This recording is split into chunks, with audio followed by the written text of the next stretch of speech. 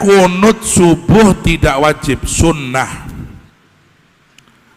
Jadi perlu dipahami ya, bahwa yang namanya kunut hukumnya apa? Sunnah, bukan wajib. Jadi ini sampean ono tonggone ora kunut, ojo didosa-dosa ke dosa yo. Ora kunut gitu. Ya tak? Jangan dibenci juga, ada orang nggak kunut kita benci, ngapain? Benci itu orang yang berbuat maksiat kita benci. Kita benci amalnya bukan orangnya. Orang nggak kunut biarin, kamu kebebasan dia bermadhab. Madhab Imam Syafi'i mengatakan kunut subuh sunnah. Madhab Malik mengatakan kunut subuh sunnah. Tapi madhab Imam Ahmad dan madhab Abu Hanifah mengatakan kunut subuh nggak sunnah. Ya udah, barangkali dia ini madhabnya Hambali nggak pakai kunut, ya udah biarin. Jadi kalau ada orang kunut, kita alhamdulillah, nggak kunut juga alhamdulillah, podo wae. Terserah dia mau kunut nggak kunut. Tapi kita kalau kita bermadzhab Syafi'i, saya bermadzhab Syafi'i, saya niki. Kalau Yahya Mutamakin bermadzhab Syafi'i, kalau saya sholat subuh saya berkunut subuh karena mengikuti Imam Syafi'i. Imam Syafi'i dan semua ulama se-Indonesia Syafi'iyah semua kalau sholat subuh kunut sunnah. Oke, sekarang kalau ada orang makmum masuk ke masjid menemui imam sudah kunut, ya kita langsung mengamini mazhabnya Syafi'i kok. Oh, imamnya kunut, amin, amin, amin. Ikutin sujudnya, ikutin sampai tahiyat salam imam, kita langsung nambah rakaat 2. Rakaat pertama, rakaat kedua. Nanti rakaat kedua kita kunut lagi enggak? Sunnah kunut lagi. Sunnah kunut lagi. Disunnahkan kunut lagi di rakaat kedua tadi. Begitu pendapat para ulama yang bisa kita ikutin. Pertanyaan berikutnya,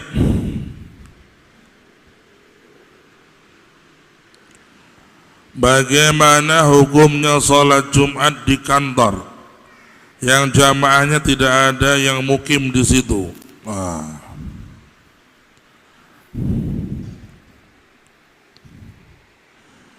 Sholat Jumat salah satu syaratnya anggota yang Jumatan adalah orang-orang yang mustautin. Siapa mustautin? Penduduk asli. Sekarang kita Jumatan di Masjid Muhajirin, yang sholat di sini rata-rata adalah para masyarakat sekitar masjid. 40 orang cukup sah Jumatan kita. Ada Jumatan di kantor. Yang Jumatan orang mana? Orang Semarang. Berarti mereka mustautin. Orang Semarang kok. Kalau orang Semarang kumpul 40 orang, mereka bikin Jumatan, yang penting orang Semarang semua. KTP-nya KTP Semarang. Berarti sah Jumatannya. Walaupun di kantor. Nah, yang trouble kalau kita Jumatan atau Jumatan di kantor atau tempat lain bukan di kantor. Kita Jumatan di satu tempat, di situ yang Jumatan yang KTP asli penghuni kota itu, tempat itu enggak sampai 40. Jadi selainnya musafir. Lainnya musafir mampir, oh ono Jumatan, ono masjid nang rest area. Nah iki Jumatan nang rest area iki piye hukum mengkhawatirkan itu. Wong rest area iki penghuni asline ono apa ora? Mereka yang berjualan di situ juga bukan penghuni situ, mereka datang pulang ke rumah. Jadi kalau kita Jumatan di rest area itu mengkhawatirkan karena anggota yang sholat Jumat disyaratkan harus 40 orang penghuni asli yang KTP-nya ada tempat itu.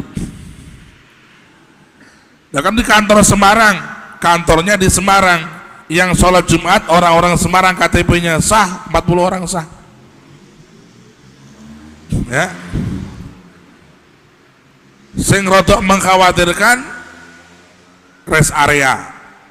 atau Jumatan di lingkungan kampus, di dalam lingkungan kampus, bukan di masyarakat. Kalau di masyarakat seperti masjid apa itu di Ponegoro yang baru itu kan banyak masyarakat sekitar sholat di situ. Apabila masyarakat sekitar yang ber-KTP Semarang itu sholat di situ dan jumlahnya sudah 40, sah, disahkan, ya. Tapi kalau yang sholat di situ semuanya orang luar kota, umpamanya, ya, maka kita di situ sholat tidak boleh sholat Jumat di situ. Kenapa? Karena tidak memenuhi jumlah 40 orang yang ber-KTP penghuni asli kota itu. Ya, makanya ya kita kalau Jumatan ini semua mazhab Syafi'i mensyaratkan harus 40 orang ya yang sholat di situ yang ber-KTP penghuni asli, penduduk asli di situ. Lebih dari 40 orang luar kota nggak ada masalah, boleh. Jadi persyaratan utamanya harus ada 40 orang dulu yang penghuni asli di KTP situ, termasuk khotibnya dihitung di situ. Khotibnya termasuk 40 sudah, bukan 41 dengan khotib, 40 sudah termasuk khotibnya. Jadi itu ya, untuk lebih ngati-ngati orang kalau bisa mencari Jumatan jangan di tempat-tempat yang meragukan, seperti tadi di tengah-tengah kampus itu meragukan karena kebanyakan mahasiswa, dan mahasiswa itu semuanya kalau liburan pulang. Makanya pas libur panjang yo Jumatannya yo libur. Kalau anggotanya udah mulai kabeh. Ya. Jumatan sebaiknya di masjid-masjid besar seperti perkampungan seperti ini. Karena masyarakat semuanya mustautin semua. Penghuni asli KTP-nya KTP Banyumanik semua. Jalan Cemara semua. Lebih dari 40 bahkan ratusan. Nah, ini aman. Kalau di tengah-tengah perkampusan tuh meragukan, ya. Atau di rest area. Nah, rest area kita kalau musafir hari Jumat itu ya kalau memang terpaksa, kalau bisa orang bisa milih itu, kalau bisa musafir jangan Jumat. Jumat itu tempatnya kita di rumah, ya kita bisa banyak ibadah, kita bisa dengan anak-anak keluarga memberikan kesan Jumat itu hari spesial di rumah tangga. Ada sholawatan, ada majelis ilmu, ada ini. Jumat harus istimewa.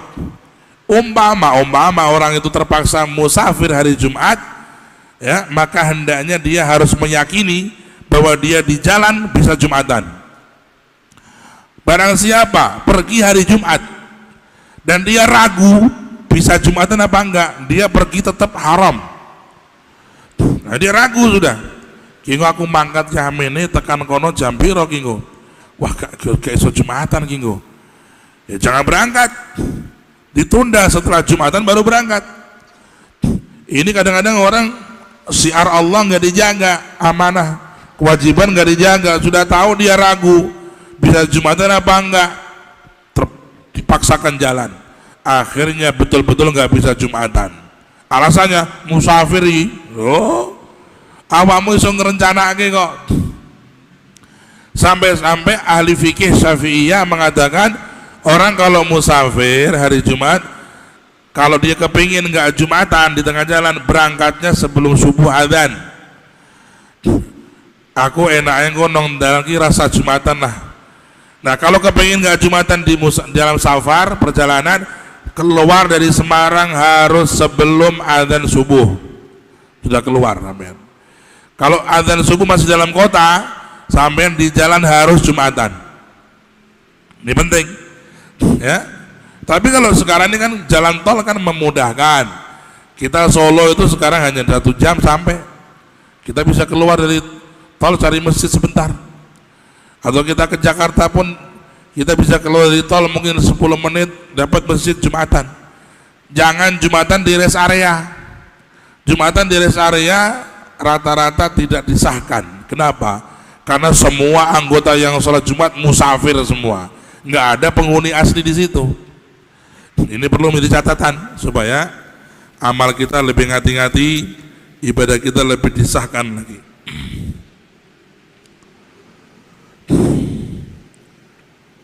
Pertanyaan dari Bapak Murtaki, mohon dijelaskan hukum jika masuk masjid untuk melaksanakan sholat sunnah tidak langsung di shaf yang lebih depan, terlebih melainkan di shaf belakang dulu. Lebih afdal mana? Sholat sunnah dulu di belakang atau langsung di shaf depan?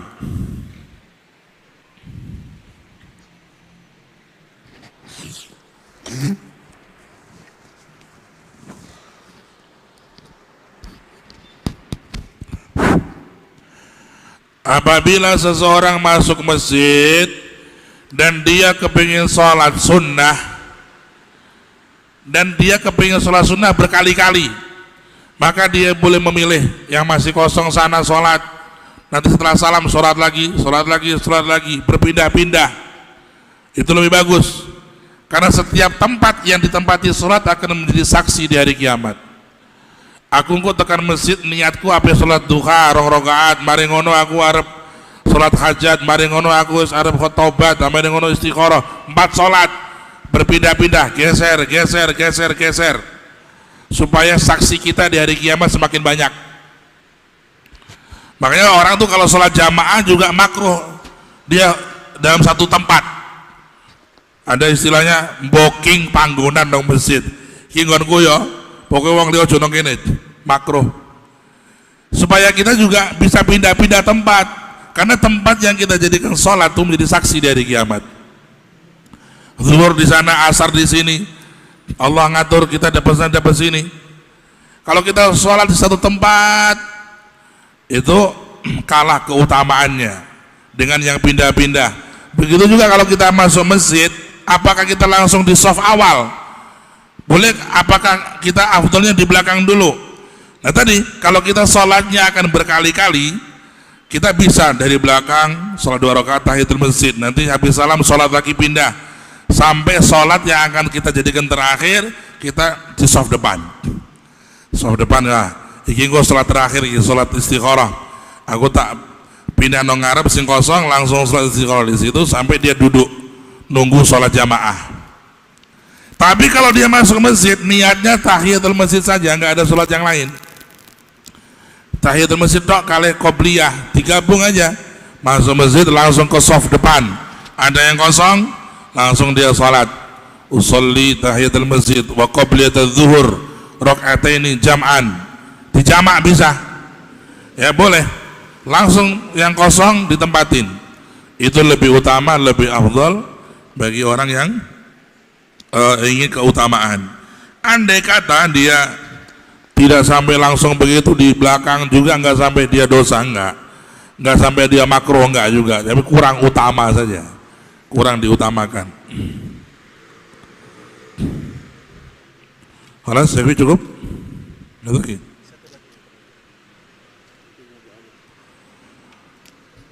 Kalau kita safar mau sholat jamaah qashar sementara masjid terus masih berlangsung jamaah sholat, bagaimana hukumnya? Apabila kita masuk masjid, di masjid itu sedang ada sholat jamaah, ya, maka makruh kita membuat jamaah yang lain. Makruh, nggak baik. Ini lagi sholat jamaah nih, kita langsung di belakang sholat jamaah sendiri, rombongannya luwe akeh. Pas mau ziarah wali songo, bise songo, waduh, masjid kebek gitu. Amine ngalaki amine jamaah sing ngarep, wah makruh itu. Ya, nggak bagus. Tunggu jamaah selesai, kita baru sholat jamaah dengan jamaah kita. Kita qashar, kita jamak. Lebih baik, tidak saling mengganggu. Yang orang-orang penghuni asli nggak terganggu, kita sebagai musafir yang qashar jamak juga tidak terganggu, itu lebih bagus, ya. Kemudian yang kedua, kalau kita ini sholat jamak atau qashar, perlu diperhatikan. Orang yang qashar tidak boleh makmum dengan yang tidak qashar. Sambil sholat qashar nih, imami orang qashar, sambil betul kena makmum, nggak boleh, ya. Tidak diperbolehkan orang yang sholatnya qashar makmum dengan orang yang sholatnya tidak qashar. Dibalik, kalau kita makmum, kita nggak kosor, imamnya kosor, boleh, boleh. Mas sampean imam, nggih, sampean musafir, nggih, kula badhe kosor lho Pak, mboten napa-napa, sampean sing kosor, kula mengki makmum tak nambah. Imamnya salam, kita makmum nambah lagi. Diwalik mboten saged. Mas sampean imam, iya, sampean kosor. Mboten kula papat, kula mengki kosor nggih. Sampeyan cek tahiyat awal kula salam, disi jantenan begitu. Gini gini. Nah, mboten sah niku. Ya, tidak disahkan. Yang penting ini. Nah, kalau kita nggak tahu ini orang kosor apa enggak, kadang kita di bandara ini sendirian. Makanya sebaiknya orang kalau musafir berdua. Ya, supaya kalau sholat kita nggak repot lah, bisa jamaah itu dengan teman kita itu. Ya, musafir sendirian tuh kurang baik memang, banyak afatnya, banyak kurangnya. Kalau berdua bertiga itu udah lumayan bagus. Termasuk repot kadang mau sholat nih, ada orang sholat sendirian, kita mau jamaah lagi kosor orang nggak ngerti mengatini pun semua sih ngerti ya tak? Bagaimana caranya? Sebaiknya kita nggak usah kosor, karena kita khawatir dia nggak kosor lah, kita niat kosor nggak sah. Ya tak? Kita anggap aja dia nggak kosor, wes sholatnya papat, usolli fardhu dzuri arba'a rakaatin. Itu ternyata kosor, waduh, orang kabar gitu. Ya tak? Wes apa-apa, deh salam sampai nambah rakaat, ora masalah, sah sholatnya jenengan. Ya tak? Yang penting yang dilarang orang yang kosor tidak boleh makmum sama yang tidak kosor. Itu intinya. Ya, mudah-mudahan manfaat. Cukup. Huh?